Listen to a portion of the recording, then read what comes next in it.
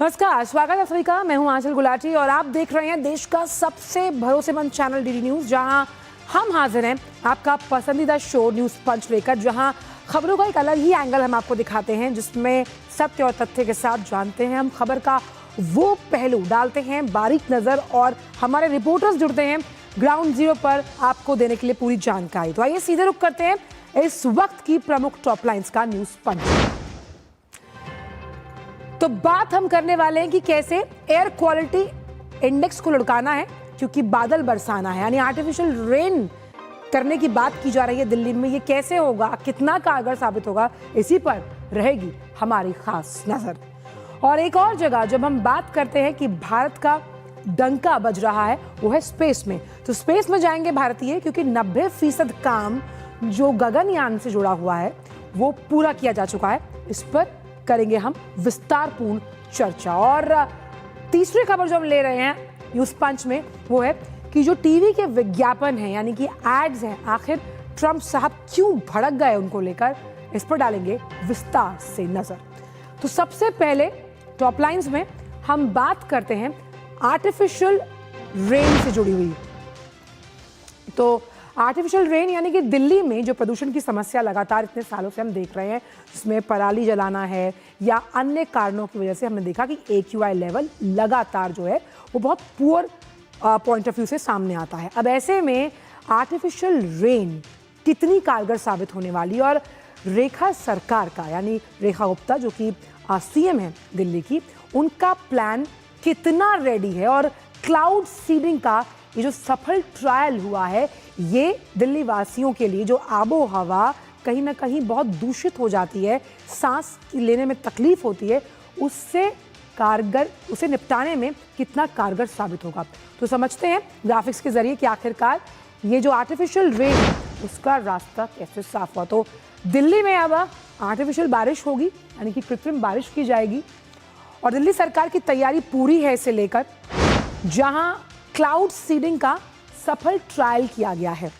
और ये सफल परीक्षण बुराड़ी क्षेत्र में किया गया, और ऐसे ही उम्मीद की जा रही है कि 29 अक्टूबर को हो सकती है कृत्रिम बारिश।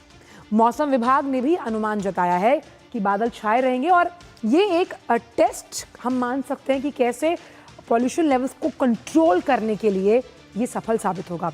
और जो मनिंदर सिंह सिरसा हैं, उनका मानना है कि ये सफल ट्रायल अपने आप में ऐतिहासिक बताया जा रहा है कि दिल्ली जो लगातार, खासतौर पर जो महीना होता है दिवाली के बाद का, AQI लेवल्स खतरनाक स्तरों पर होते हैं, उससे निपटने में आर्टिफिशियल रेन और ये क्लाउड सीडिंग कारगर साबित होगी। और जिस आबो हवा में सांस लेना सभी का हक है और वो साफ हो, उसे सुदृढ़ करने में कितनी बड़ी भूमिका अदा करेगी।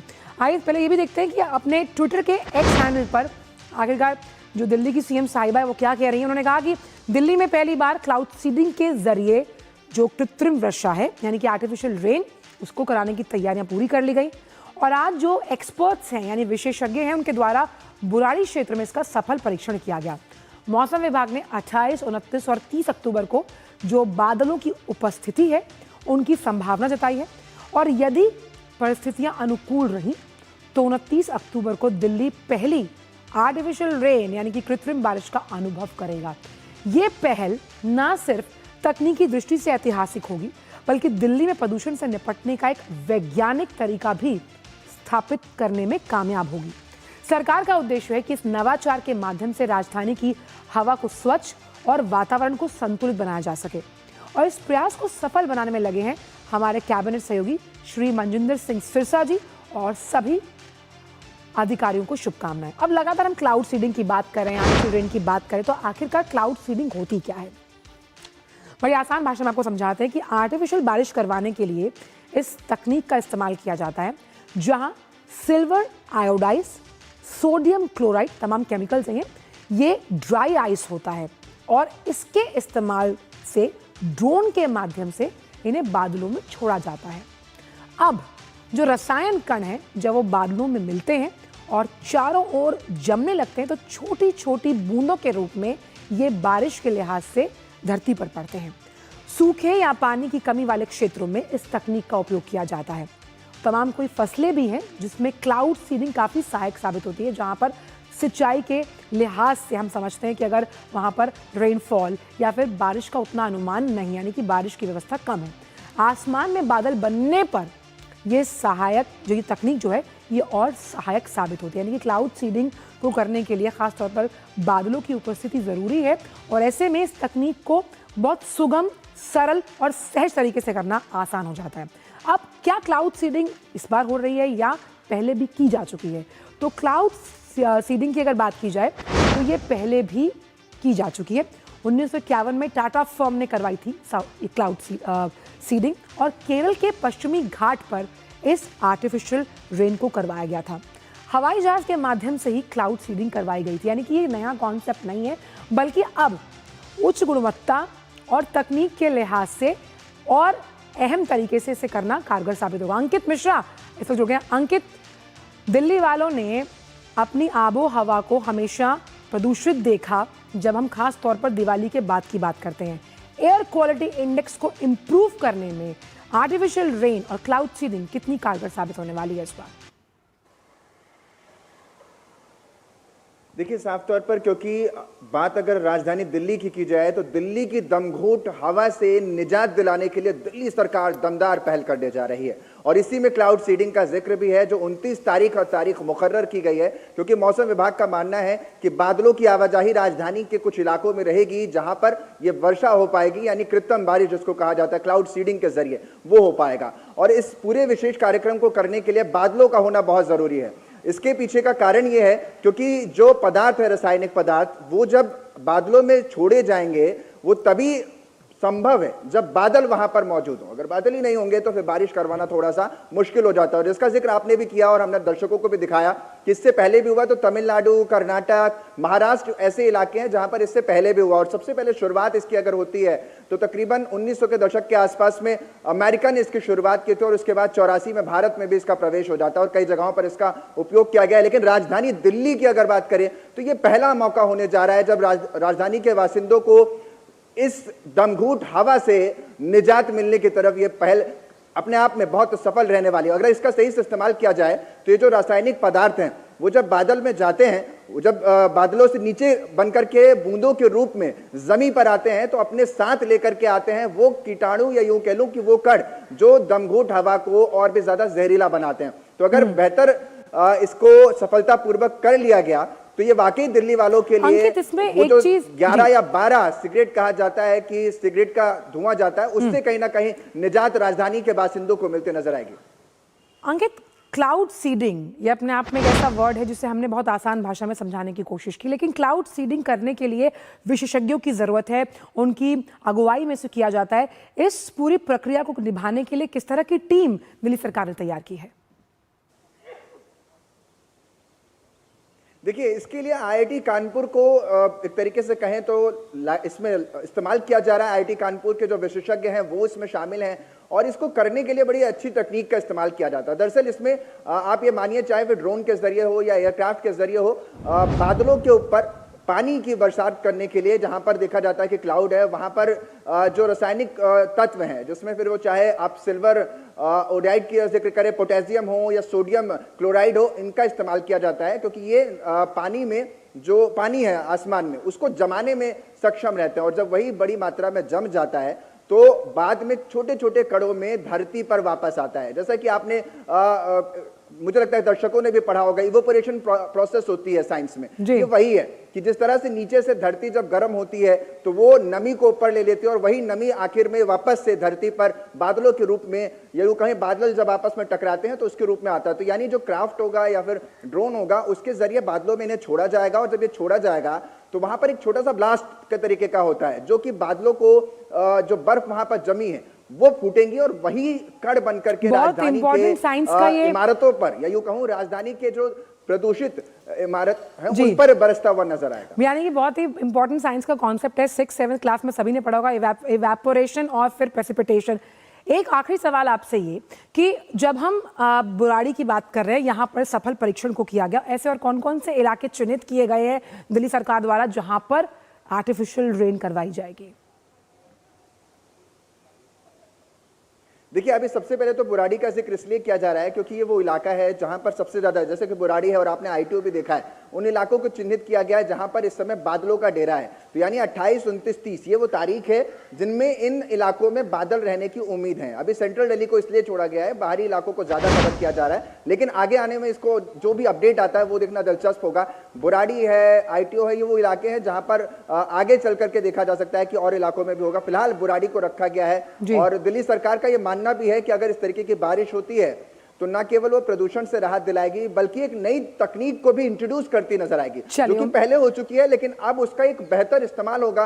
और आप देखते हैं कि हर साल जो पोल्यूशन का स्तर बढ़ता है, दमघुट हवा आती है और राजधानी का और कहीं ना कहीं देखा जाए तो मौसम भी थोड़ा सुहावना हो जाएगा। बहुत बहुत शुक्रिया अंकित। और आपको सीधे लिए चलते हैं बेगूसराय, जहां प्रधानमंत्री इस वक्त चुनावी जनसभा को संबोधित कर रहे हैं। हमारी सरकार को उन्हें पहले पद्म भूषण और इस वर्ष पद्म विभूषण से सम्मानित करने का अवसर मिला। शारदा सिन्हा जी अब हमारे बीच नहीं है, लेकिन उनके अमर गीत हमेशा गूंजते रहेंगे। मैं शारदा सिन्हा जी को विनम्र श्रद्धांजलि अर्पित करता हूं। साथियों, आज बेगूसराय की ये धरती एक नए उत्साह से भरी हुई है। यहां नौजवानों का जोश है, बहनों बेटियों का भरपूर आशीर्वाद है। ये सिर्फ जनसभा नहीं है, ये बिहार के सपनों का, नए संकल्पों का मेला है, मेला। और इस जनसभा का पूरे बिहार को संदेश है, फिर एक बार एनडीए सरकार, फिर एक बार, फिर एक बार, फिर एक बार, फिर एक बार सुशासन की सरकार। साथियों, आपने हमेशा मोदी पर भरोसा किया है, नीतीश जी पर आशीर्वाद बरसाया है। एनडीए के लिए आपका यही प्यार, आपका अटल विश्वास अब विकास के नए दौर की तरफ ले जा रहा है। कोई कल्पना कर सकता है कि अभी दिवाली को गए 2 दिन हुए हैं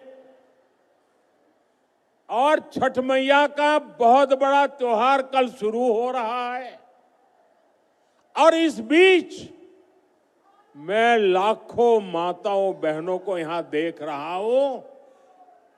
ये अपने आप में मेरे लिए तो एक बहुत बड़ा सुखद आश्चर्य है।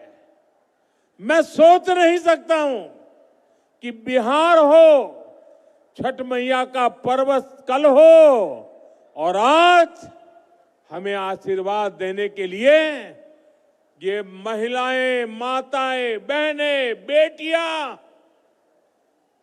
जहां मेरी नजर जा रही है, माताएं बहनें मैं देख रहा हूं। आप हमें आशीर्वाद देने आए हैं, ये हमारी बहुत बड़ी शक्ति है।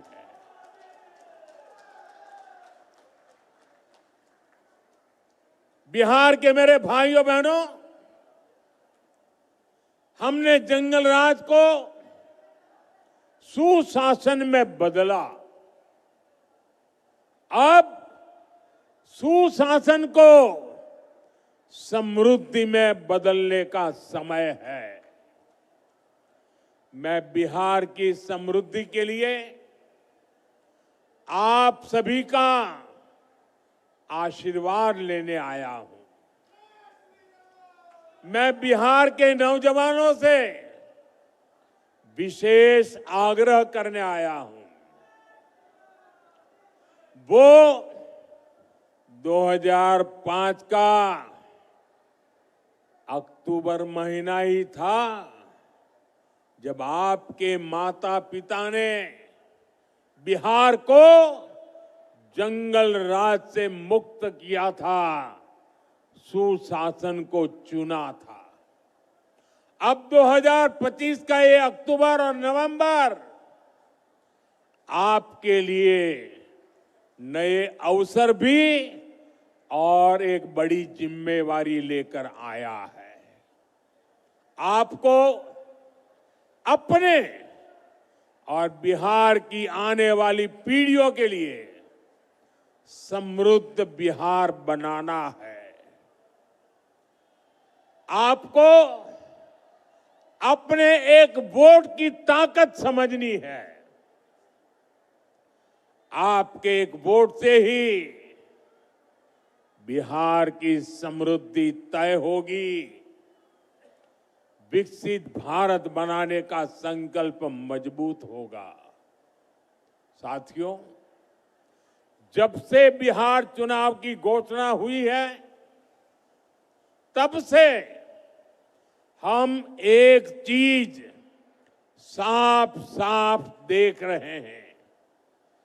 एक तरफ एनडीए है, नीतीश जी, मांझी जी, उपेंद्र जी, चिराग पासवान जी, ये सूझबूझ से भरा हुआ नेतृत्व है। इसको भाजपा की हमारी टीम, दिलीप जी, सम्राट चौधरी जी, विजय सिन्हा जी से और मजबूती मिलती है। वहीं दूसरी तरफ लाठियां भाज रहा महागठबंधन है। ये लोग कैमरे पर आकर कुछ भी बोले, लेकिन पीठ पीछे एक दूसरे की खाल खींच रहे हैं। इस महागठबंधन में अटक दल है, लटक दल है, भटक दल है, झटक दल है और पटक दल है। तो प्रधानमंत्री बेगूसराय में चुनावी जनसभा को संबोधित कर रहे थे, जहां उन्होंने साफ तौर पर कहा कि बिहार में विकास पर काम होता है और जिस तरह से अगर महागठबंधन की बात की जाए तो भटका हुआ है, तो वो उसका जो शीर्ष नेतृत्व है उसमें कहीं ना कहीं खींचतान और अंदर की रार बिहार की जनता के सामने आएगी और बिहार सिर्फ विकास पर वोट करेगा। बढ़ते आगे और वापस लौटते हैं न्यूज़ पंच में और बात करते हैं यहाँ पर इसरो की। तो कैसे 2027 की जब हम बात करते हैं, भारत इतिहास रचने वाला है। इतिहास इसलिए रचने वाला है क्योंकि इसरो के अध्यक्ष ने बताया कि गगनयान मिशन का 90% तक का काम पूरा हो चुका है और इस मिशन में भारत पहली बार अपने अंतरिक्ष यात्रियों को स्पेस में भेजेगा, यानी ये मैन्ड मिशन है। इसरो का लक्ष्य क्या है? उसका लक्ष्य है 2027 की शुरुआत तक इंसानों को ले जाने के लिए तैयारी पक्की हो जाए, जो कि 90% हो चुकी है। इसमें कई नई तकनीकें शामिल हैं, जिनमें रॉकेट को इंसानों के लिए सुरक्षित बनाना, स्पेस में रहने वाले मॉड्यूल्स को सुदृढ़ करना, एस्ट्रोनॉट्स के लिए सुरक्षा और कंट्रोल सिस्टम्स को उच्च गुणवत्तापूर्ण बनाना और इमरजेंसी में यात्रियों को बाहर निकालना जैसे पैराशूट सिस्टम भी शामिल है। तो अंतरिक्ष में चमकेगा भारत का सितारा, इसरो का ये गगनयान, जहां 90% का काम पूरा हो चुका है। तो आखिरकार गगनयान की मिशन की इस बड़ी कामयाबी की जब हम बात करते हैं तो जीवन का जो 90% काम है वो पूरा है और इसरो के अध्यक्ष ने यह खुशखबरी जो है वो दी है कि जल्द उड़ान भरने वाला है गगनयान 1। यानी जल्द उड़ान भरने का मतलब है कि हमारी तरफ से जो जमीन स्तर का बहुत सा काम है वो हो चुका है। क्रू मॉड्यूल के साथ कई प्रणालियों के सफल परीक्षण को अंजाम दिया जा चुका। एस्केप सिस्टम, पैराशूट मॉड्यूल, संचार प्रणाली में सफलता मिली।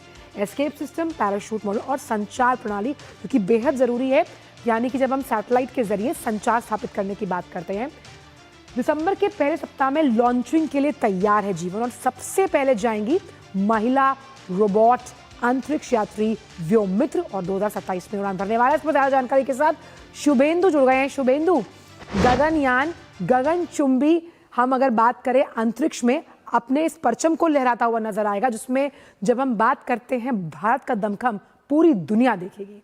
बिल्कुल आंचल, बहुत बड़ी खबर आ रही है इसरो की तरफ से। दिसंबर इस साल तक जो पहला अनक्रूड मिशन होगा गगनयान का, वो लॉन्च हो सकता है। करीब 90% जो तैयारी है वो पूरी हो चुकी है। जो तकनीकी आपने बारीकियों से बताया, इन सभी अलग अलग जो एस्पेक्ट्स हैं हमें समझना होगा। गगनयान जो होगा, एक सबसे पहले आपको अगर साधारण तरह से समझाए तो एक रॉकेट है जिसमें कि ऑर्बिटल मॉड्यूल होगा, जुड़ा होगा, जो कि स्पेस में जाके ऑर्बिटल मॉड्यूल अलग हो जाएगा और धरती के चक्कर लगाएगा और करीब 2-3 दिन बाद ये ऑर्बिटल मॉड्यूल इसको वापस धरती पर लाया जाएगा। ये पूरा जो प्रोसेस है ये कॉम्प्लेक्स तब होता है जब इसके अंदर इंसान होते हैं, एस्ट्रोनॉट होते हैं, मानव होते हैं। भारत का ये सबसे पहला ह्यूमन स्पेस मिशन होगा। जो ह्यूमन एस्ट्रोनॉट्स हैं उनके साथ तो वो 2027 तक करेगा, लेकिन जो पहला अनक्रूड मिशन है उसका समय लगभग तय हो गया है। दिसंबर तक पहला अनक्रूड मिशन तैयार होगा लॉन्च के लिए। और जो आपने व्योम यात्री के बारे में बताया, जो एक महिला के रूप में एक रोबोट है, ये एक AI इनेबल्ड स्मार्ट रोबोट है जो कि अलग अलग तरीके से सेंसर्स के द्वारा पूरी जानकारी इकट्ठी करेंगे कि जब ह्यूमन एस्ट्रोनॉट्स जो गगन यात्री हैं, 3 गगन यात्री जो कि जाएंगे 2027 में स्पेस में, भारत के पहले गगन यात्री, उन पे किस तरीके का दबाव प्रभाव पड़ने वाला है स्पेस में, उन सब की जानकारी लेके ये जो मिशन है ये कंप्लीट होगा आंचल। और उससे जो जानकारी मिलेगी वो आने वाले जो ह्यूमन मिशन होगा उसके लिए बहुत महत्वपूर्ण होगा। बिल्कुल, व्योममित्र के जाने से रोबोटिक्स की क्षमता में जहाँ बढ़ावा होगा तो बहुत से ऐसे प्रॉज एंड कॉन्स हैं जो हम जब इसे मैन करके बनाएंगे, आगे भेजेंगे, बहुत सफलता हासिल होगी। बहुत बहुत शुक्रिया शुभेंदु इन तमाम जानकारी को हमसे साझा करने के लिए। और अब बात करते हैं यूनाइटेड स्टेट्स ऑफ अमेरिका और कनाडा को लेकर, जहाँ बिगड़ती हुई बात सामने आ रही है, क्योंकि एक बार ट्रंप साहब फिर से आग बबूला हो गए हैं कनाडा पर, क्योंकि ट्रेड वार्ता रद्द करने का उन्होंने ऐलान कर दिया है। अब ट्रंप साहब के मूड स्विंग्स होते हैं या किस तरह से जब वो प्रशासनिक फैसले लेते हैं, आखिरकार ऐसा क्यों हुआ, हम ग्राफिक्स के जरिए आपको समझाते हैं कि ये बड़ा झटका क्यों दिया गया। तो ट्रंप ने कनाडा को दिया है झटका, क्योंकि कनाडा के जो टीवी विज्ञापन है, जो टीवी एडवर्टीजमेंट्स हैं, उनको लेकर कुछ ज़्यादा खुश नहीं बल्कि भड़कते हुए और आग बबूला होते हुए नजर आ रहे हैं ट्रंप साहब। टीवी विज्ञापनों में क्या दिखाया जा रहा है कनाडा में, वहां पर अमेरिकी टैरिफ का विरोध दर्ज करवाया जा रहा है। अब इसको लेकर ट्रंप साहब गुस्से में हैं, इसलिए बड़ा ऐलान कर दिया और ऐलान ये किया कि कनाडा के साथ जो व्यापार वार्ता है, जो उनका ट्रेड डील चल रहा है, उसे रद्द करने की घोषणा की। और एडवर्टीजमेंट्स के जरिए ये कहा जा रहा है ट्रंप के प्रशासन द्वारा कि जो फैसले लेने की कोशिश अमेरिकी सरकार करे इसमें दखलंदाजी है। कनाडा के स्टील, एल्यूमिनियम और ऑटोमोबाइल सेक्टर पर टैरिफ लगाया गया। व्यापार पर बातचीत फिर से पटरी पर थोड़ी लौटने ही वाली थी, लेकिन अब लग रहा है कि ऐसा होता हुआ नजर नहीं आ रहा और दोनों पक्ष संभावित सौदों पर हफ्ते से वार्ता कर रहे थे। अब एक जो पोस्ट किया गया ट्रुथ सोशल से, वो एक बार देखते हैं कि वो पोस्ट क्या था। तो कनाडा ने धोखाधड़ी से एक विज्ञापन का इस्तेमाल किया। ये पोस्ट कह रहा है ट्रुथ सोशल का, ये फर्जी है, जिसमें रोनाल्ड रीगन टैरिफ के बारे में नकारात्मक बातें करते हुए दिखाई दे रहे हैं। अब ये विज्ञापन जो है ये कई लाख डॉलर का बताया जा रहा है। अब कनाडा ने जानबूझकर अमेरिकी सुप्रीम कोर्ट और अन्य जो अदालत है उनके फैसलों में दखल देने के लिए ऐसा किया है। टैरिफ अमेरिका की राष्ट्रीय सुरक्षा और अर्थव्यवस्था के लिए बेहद महत्वपूर्ण है। कनाडा के व्यवहार को घिनौना बताते हुए उसके साथ सभी व्यापारिक वार्ताएं रद्द करने की घोषणा की गई। अब सीधी सी बात यह है कि जहां भी टैरिफ को लेकर अमूमन किसी भी देश में अगर कोई नकारात्मक सोच है या नकारात्मकता सामने आती है तो उसे ट्रंप प्रशासन अब सॉल्व करने के बजाय इस तरह से रिएक्ट करता है। और जिस तरह जिन टीवी एड्स की बात यहाँ पर अमेरिकी प्रशासन कर रहा है, उसका कहना यह है कि इससे कहीं ना कहीं जो वार्ता हो रही थी कनाडा और अमेरिका के बीच, उस पर असर पड़ना तय था और इसलिए उसे रद्द किया जाता है। फिलहाल न्यूज़ पंच में आज के लिए इतना ही। कल फिर मुलाकात होगी आपसे कई 3 नए मुद्दों के साथ। मुझे मेरी पूरी टीम को दीजिए इजाजत। नमस्कार।